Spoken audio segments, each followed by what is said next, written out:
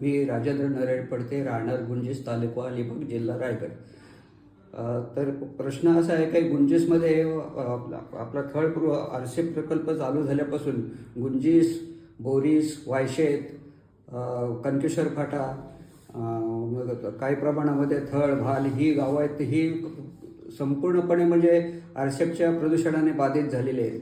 आणि त्याच्यामुळे काय होतं, भातशेतीमध्ये पेरणी केली का पेरणी केल्यानंतर जे काही रोप उगवतं तर ते रोप पूर्णपणे जवळजवळ म्हणजे ह्याच्यातून नष्टच होऊन जातं आरसेपच्या हवेने, एवढं प्रदूषण होते.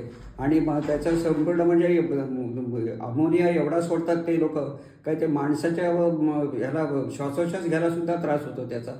आणि ही शेतीचं जे काही नुकसान होतं त्याच्याकडे कोणी लक्ष देत नाही. एक लोक लक्षात, आम्ही किती वेळा तरी ह्याला आरसेप बोलायला बोलवतो, तर बोललं तर ते लोक यायला मागत नाहीत. आणि आले तरी हे सांगतात की आमच्याकडे होत नाही.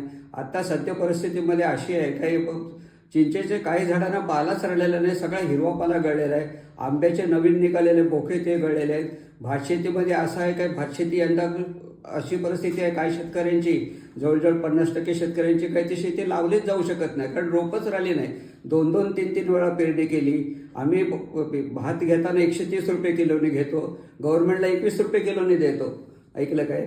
एकतरी भातशेती ही म्हणजे सध्या आत्महत्याचा व्यवहार झालेला आहे. आणि त्याच्यामध्ये असं झाल्यानंतर आम्ही काय करायचं, आमचा वाली कोण, आम्ही दात कोणाकडे मागायची.